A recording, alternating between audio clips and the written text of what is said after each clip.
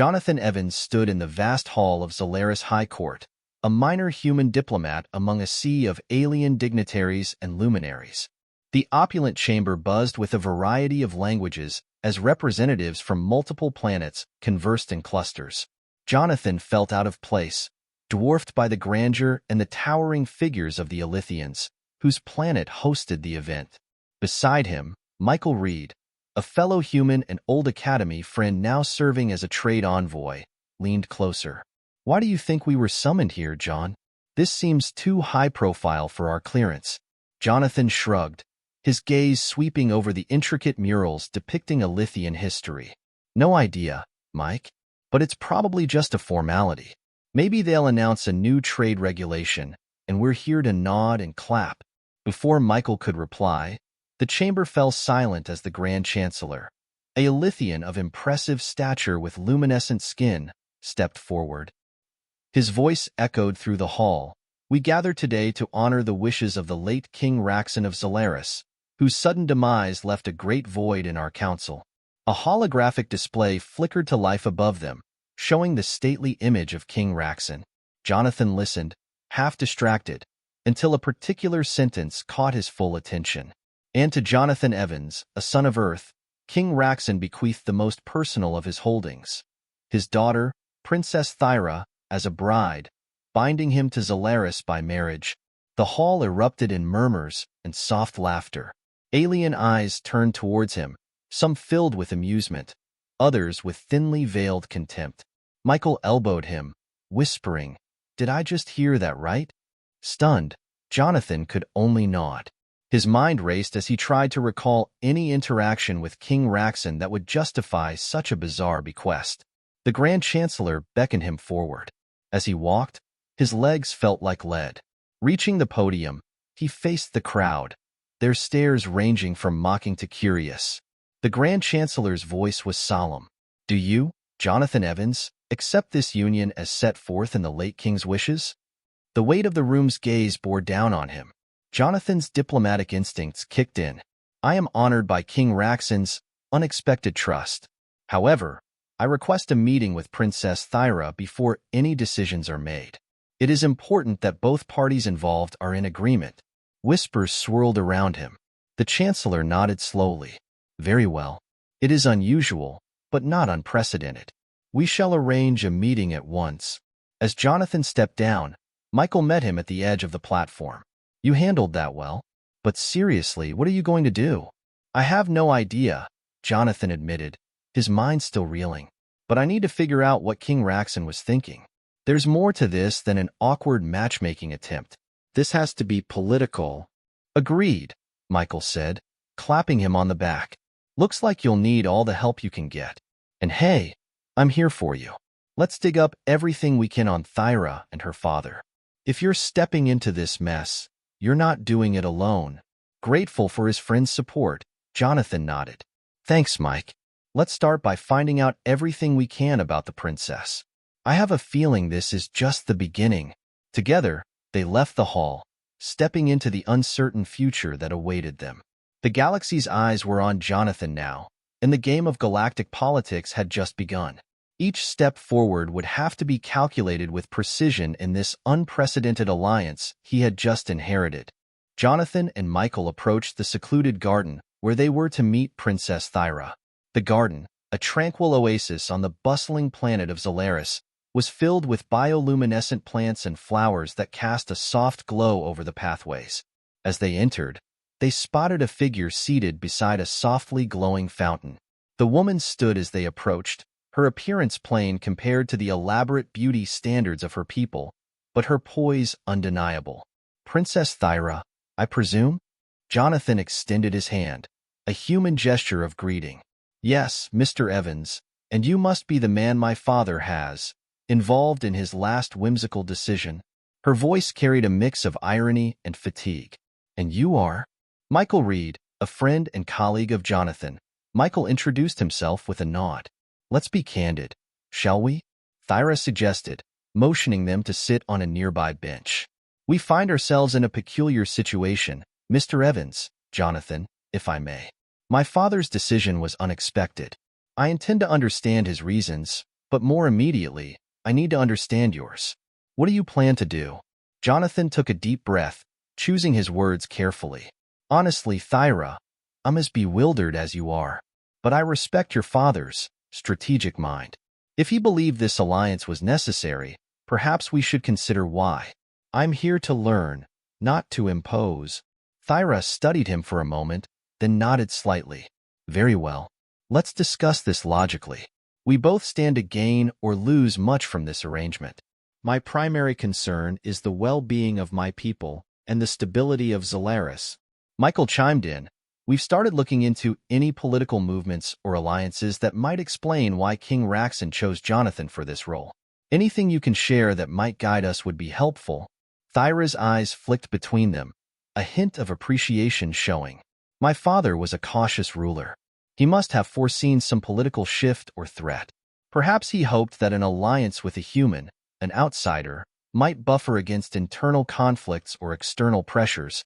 Do you face such threats currently? Jonathan asked, genuinely concerned. Zolaris is always a chess piece away from turmoil. Our strategic position in the galaxy makes us desirable to many, Thyra explained. Perhaps my father hoped your species' relative neutrality and detachment could serve as a shield. Then working together could be beneficial, not just to us personally, but to our respective people, Jonathan concluded. Exactly. Thyra paused, then added, if we are to be allies, perhaps even more, we should start by trusting each other. Can I count on you to be an ally first, and whatever else this arrangement demands, second? Jonathan met her gaze, sensing the weight of her words. You have my word, Thyra. An ally first. And you have mine, Michael added. Thyra smiled slightly, the first true smile they had seen from her. Then let us proceed together.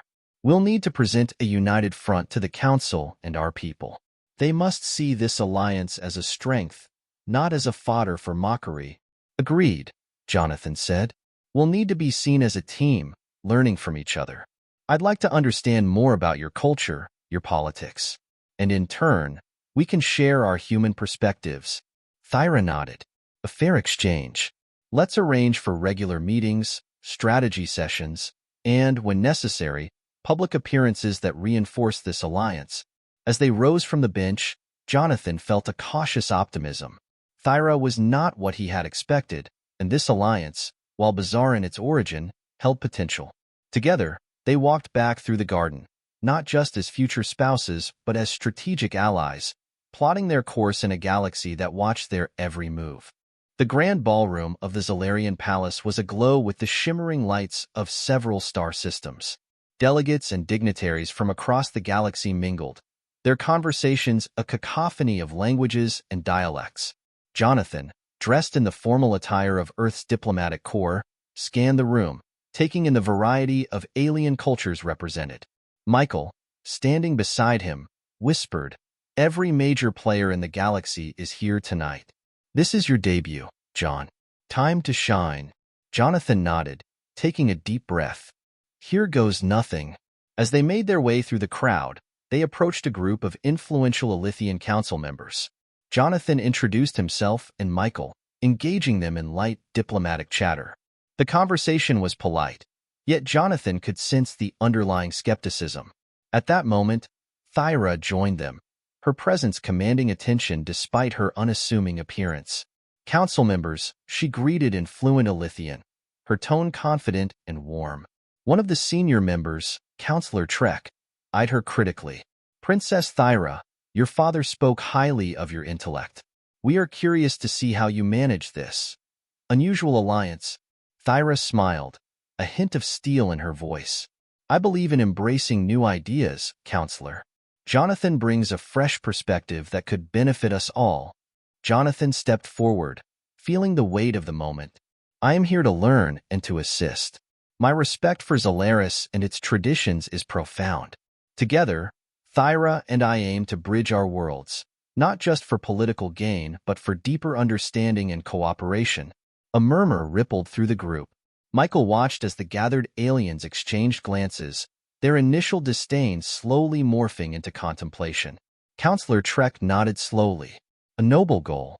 We shall see how it unfolds." The evening progressed, and Jonathan found himself more at ease. With Thyra at his side, they navigated the complex web of galactic diplomacy. Every gesture and word was calculated to portray unity and mutual respect. Later, as they paused for a moment on a balcony overlooking the gardens, Michael joined them, his expression thoughtful. "You two are quite the team. The council seemed to warm up to you both."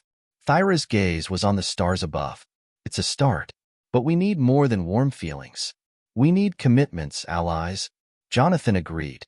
Tonight was about showing face, but the real work begins now.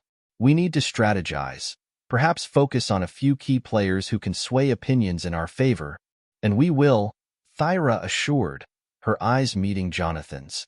"We have a chance to make a real difference, not just for Zolaris but for human relations with the rest of the galaxy." Speaking of which, Michael added, "There are a couple of counselors I've identified who might be pivotal." Counselor Trek is influential but skeptical. Winning him over could be crucial. Jonathan nodded. "Let's set up meetings with them individually. Personal touches go a long way." Thyra smiled. "Look at you, already thinking like a diplomat." "It's contagious," Jonathan joked, earning a rare laugh from Thyra.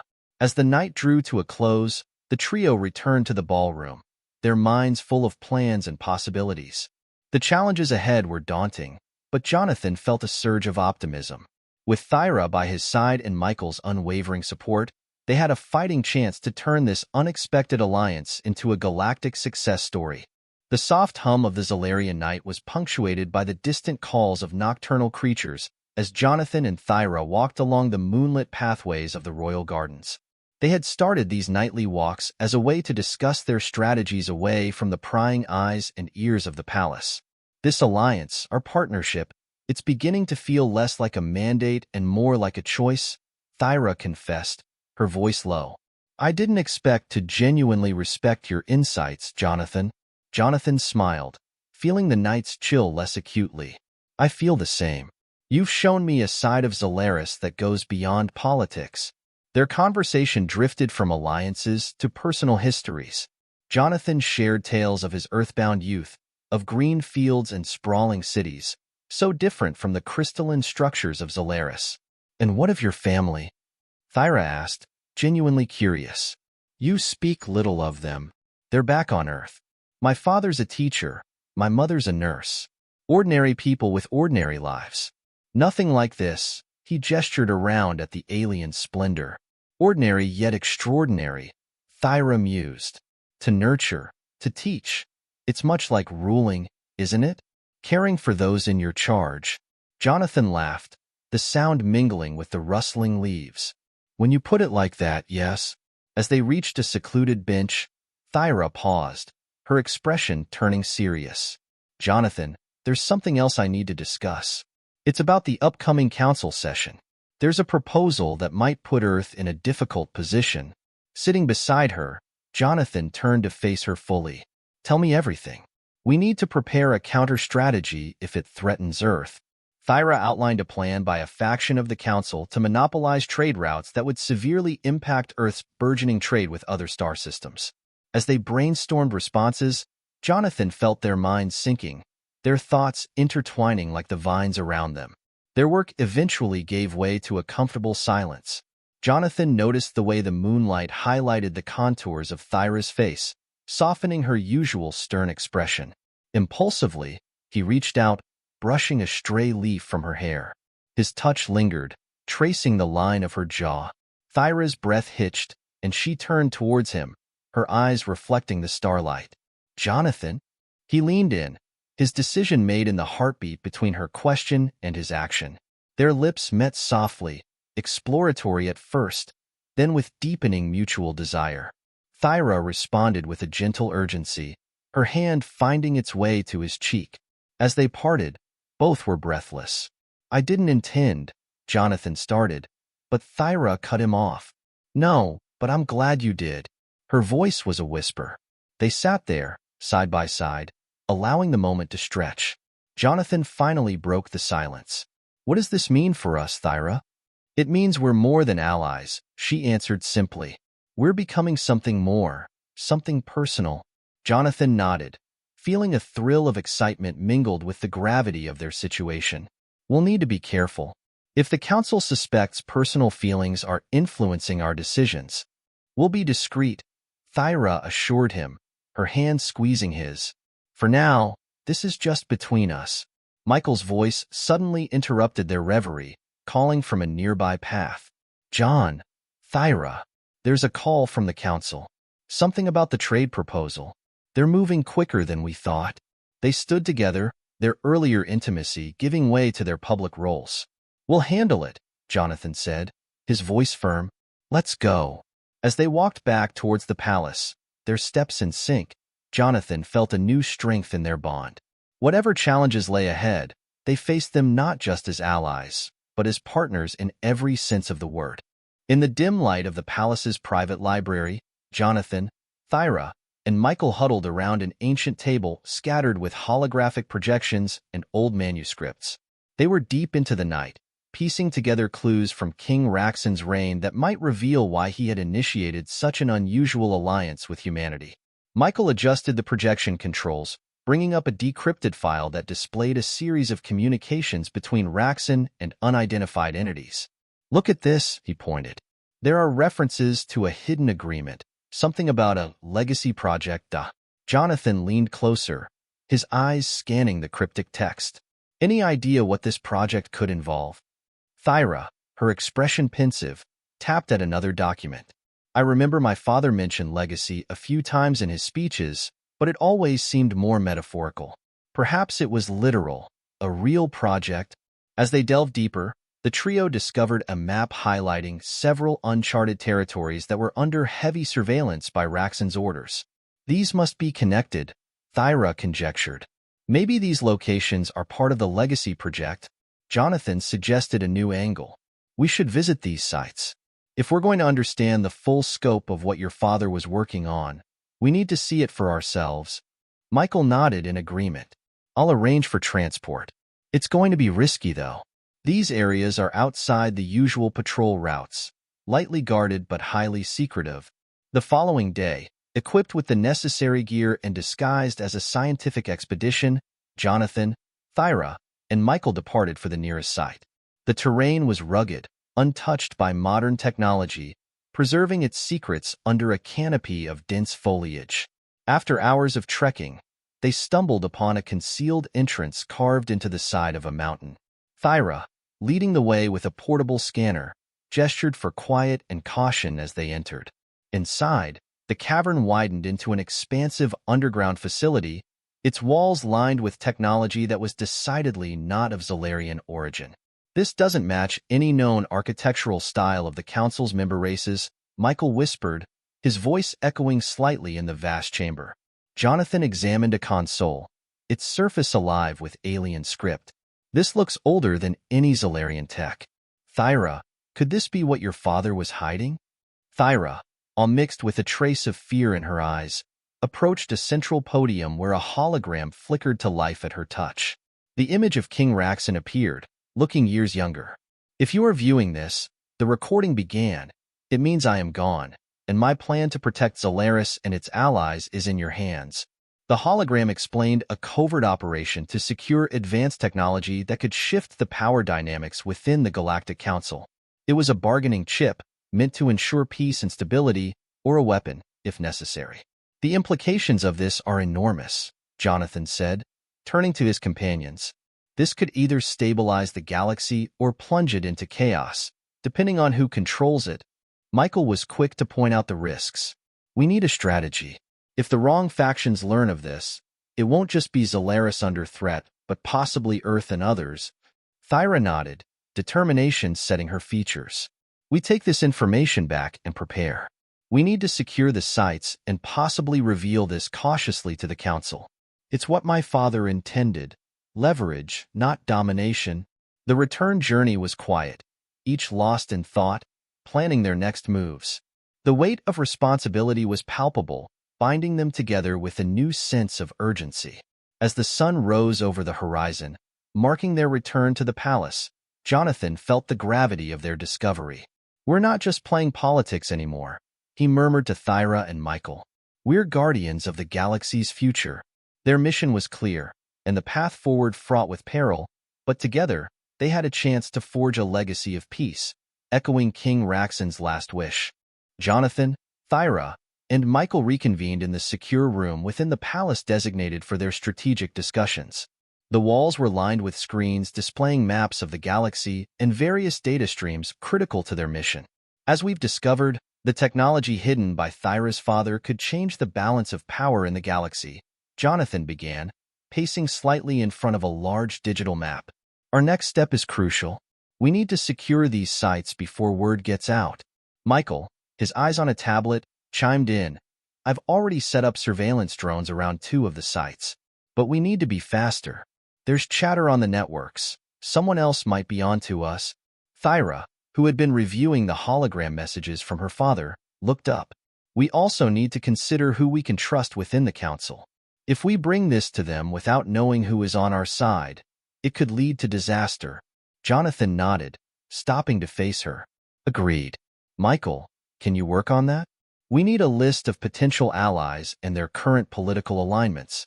On it, Michael replied, tapping rapidly on his tablet. He then looked up with a serious expression. There's another issue. I've intercepted some communications hinting that the Varnock faction might suspect something. They're known for their espionage skills. We should prepare for possible sabotage. That's concerning, Thyra admitted, her brow furrowed. They've always been ambitious. If they get their hands on this technology, we won't let that happen, Jonathan interjected firmly. Let's set up a meeting with the counselors we trust. We'll need to disclose enough to gain their support without revealing everything. Thyra agreed, standing up to join Jonathan by the map. I'll arrange the meetings. We'll need to be very diplomatic about how much we disclose. The trio spent the next few hours planning their approach, discussing various scenarios and their possible outcomes. They decided on a tiered strategy, informing only a select few about the full extent of the discovery while presenting others with enough information to garner support without exposing the critical details. Days later, in a secure conference room, they met with a small group of trusted council members. Jonathan led the presentation, with Thyra and Michael supporting with data and strategic insights. Counselor Gian, a senior member known for his wisdom, was the first to respond. This is a significant revelation. Your father was wise, Princess Thyra, but this is a dangerous path. How do you propose we protect these technologies? Thyra answered, we are working on securing the sites and have plans to develop protocols to ensure only authorized entities can access the technology. We seek your guidance and support to formalize this within the council. Another counselor, Lyra of the Telenites, raised a concern. There will be factions that view this as a threat. How do we ensure this doesn't lead to a galactic conflict? Jonathan stepped in. Our aim is to use this technology as a deterrent, much like a peacekeeping force. We believe that by controlling it, we can ensure it's used for defense and stability, not aggression. The meeting continued with intense discussions, debates, and planning. As they concluded, the group agreed to form a covert committee to oversee the implementation of the plans, keeping the broader details secret from the full council for now. After the counselors left, Michael looked at Jonathan and Thyra, his expression a mix of relief and apprehension. That went better than I expected, but the real work starts now. We need to be vigilant. Jonathan placed a hand on both of their shoulders. We'll succeed. We have to. For the galaxy's sake. As they dispersed, a sense of unity and purpose fortified their resolve. The trials they faced were just beginning, but together, they felt prepared to face whatever challenges came next.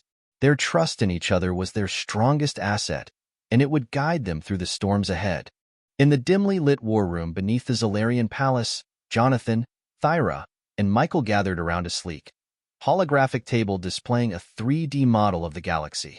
The air was thick with anticipation as they prepared to unveil the hidden technologies to a broader audience within the Galactic Council. We've managed to keep the details under wraps this long, but today's the day we reveal everything to the committee we've assembled, Thyra stated, adjusting the hologram's focus to highlight the strategic locations of the hidden technologies.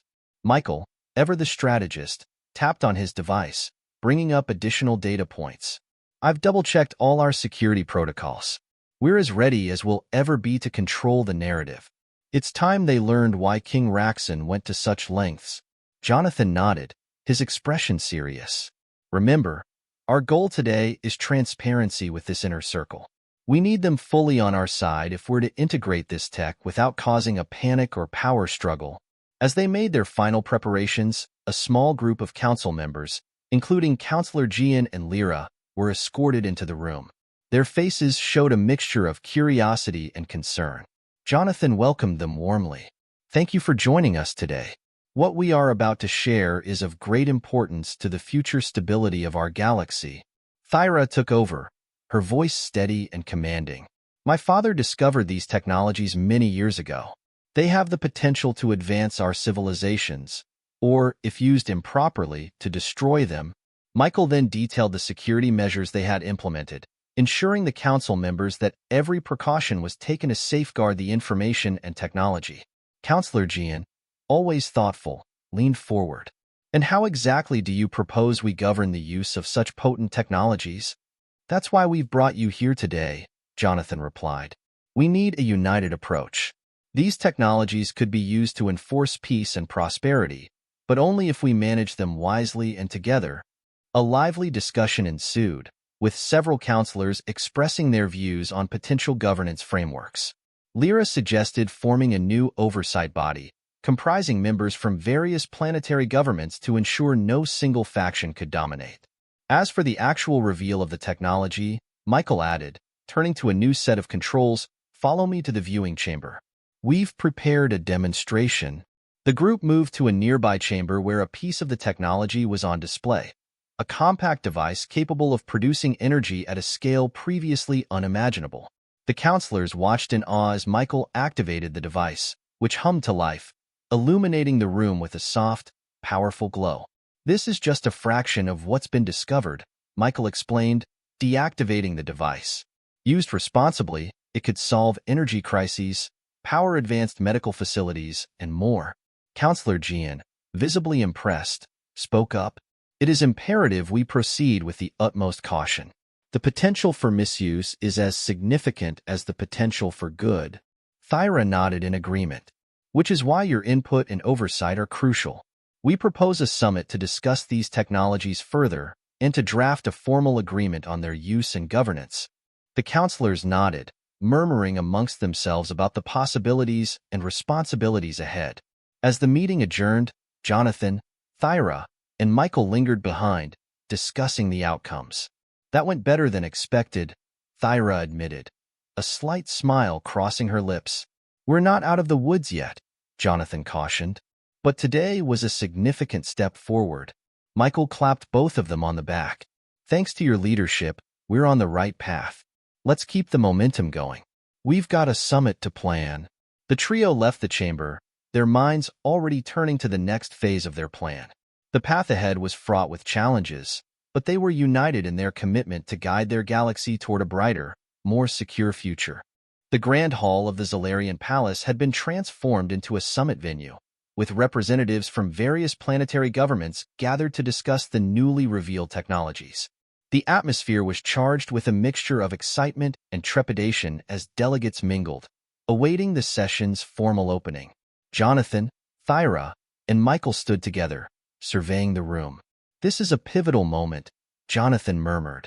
"Everything we've worked for comes down to today." Thyra nodded, her gaze sweeping over the crowd. "We need to ensure that these discussions lead to a consensus. The future of the galaxy could hinge on what happens here." Michael adjusted the datapad in his hands. "I've scheduled the presentations and aligned our speakers to highlight the benefits and the safeguards of the technology. It's all about balance." As the summit officially began, Jonathan took the podium first. "Ladies and gentlemen, esteemed delegates, we stand at the threshold of a new era.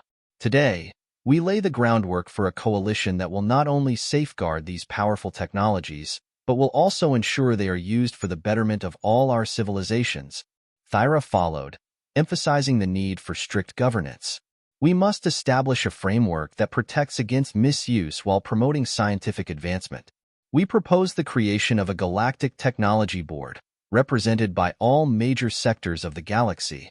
Counselor Gian, representing the elder states of the Council, responded during the open floor discussion. The proposal put forth by Princess Thyra and Mr. Evans represents a significant step forward. However, we must consider the checks and balances of such a board to prevent any single entity from gaining undue influence. Michael then presented a detailed outline of the proposed security measures and oversight mechanisms. With biometric locks, AI surveillance, and regular audits, we can create a system that is both secure and equitable. The discussions were intense and prolonged, with various factions presenting their concerns and suggestions. Amendments were proposed, debated, and revised. Jonathan, Thyra, and Michael worked tirelessly, facilitating dialogue and negotiating terms. As the summit drew to a close, a preliminary agreement was drafted, receiving a majority endorsement from the delegates. Applause filled the hall as the document was signed, marking the official formation of the Galactic Technology Board. After the delegates had dispersed, Jonathan, Thyra, and Michael convened in a quieter chamber of the palace. "We've done it," Thyra said, a sense of relief evident in her voice. "It's just the beginning, but it's a solid start." Jonathan smiled, looking between his partners. "We couldn't have reached this point without each other. This alliance, our efforts, it's been a remarkable journey." Michael nodded in agreement. "And it's far from over. We've got a lot of work ahead to implement everything we've agreed on today." Thyra reached out, placing a hand on each of their shoulders. "Together, we've changed the course of history. Let's continue to lead with the same dedication and unity that got us here." As they left the chamber, the corridors of the palace echoing with the quiet buzz of departing delegates, Jonathan felt a profound sense of accomplishment and optimism. The galaxy was on a path to peace and prosperity, guided by the principles they had fought so hard to establish. Whatever challenges lay ahead, he knew they would face them together, as allies, partners, and friends. The future was uncertain, but it was brighter than ever.